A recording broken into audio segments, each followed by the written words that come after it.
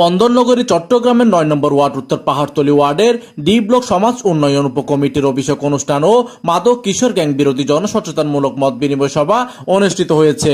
উক্ত অনুষ্ঠানে সাধারণ সম্পাদক রাসেল মজুমদার ও সাংগঠনিক সম্পাদক ফজলুর রহমান রাশেদের সঞ্চালনায় সভাপতিত্ব করেন ডি ব্লক সমাজ উন্নয়ন উপকমিটির সভাপতি মোহাম্মদ ইকবাল হোসেন। অনুষ্ঠানে প্রধান অতিথি ছিলেন ৯ নম্বর উত্তর পাহাড়তলী ওয়ার্ডের সাবেক কাউন্সিলর আলহাজ আব্দুল সাত্তার সেলিম।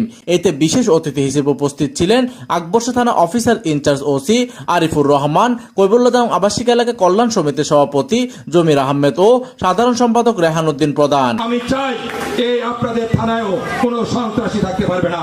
এই সন্ত্রাসী হয় জেলে থাকবে অথবা এই আকবরশা থেকে পালিয়ে যাবে, তাদেরকে বন্দোবস্ত করে নিক্ষেপ করতে হবে। এই জন্য আপনাদের সহযোগিতা আমি চাচ্ছি। সুতরাং আপনারা চলার পথে আপনাদের আশেপাশে যদি কোনো ধরনের চাঁদাবাজ, মাস্তান, সন্ত্রাস যত বড় শক্তিশালী হোক না কেন, তাদেরকে দেখা মাত্র আমাদেরকে তথ্য দিবেন।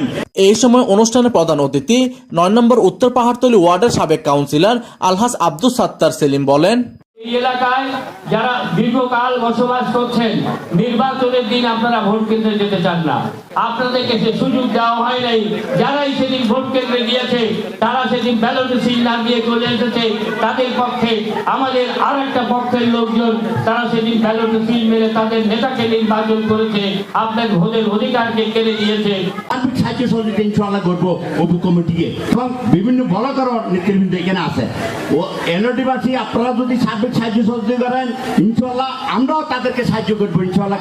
এইদিকে অনুষ্ঠানে বিশেষ পর্বে কাজী এনামুল হক সহপরিচালক অবসরপ্রাপ্ত বাংলাদেশ আনসার ও বিডিপি সমাজ উন্নয়নের অবদানের জন্য কাজী আবু নাসের সহ এলাকার প্রথম শ্রেণী গণ্যমান্য ব্যক্তিবর্গকে ক্রেস্ট প্রদান করেন। পাশাপাশি মেধাবী শিক্ষার্থীদের মাঝেও সম্মাননা ক্রেস্ট তুলে দেওয়া হয়। ডি ব্লক সমাজ উন্নয়ন উপকমিটির অনুষ্ঠানে স্থানীয় গণ্যমান্য ব্যক্তিবর্গ, বিভিন্ন সামাজিক সংগঠনের প্রতিনিধি এবং বিপুল সংখ্যক এলাকাবাসী অংশগ্রহণ করে। প্রতিনিধি কামরুল হাসানের তথ্য ও পাঠানো চিত্রে ডেস্ক নিউজ, দিগন্তের বার্তা 24 চট্টগ্রাম।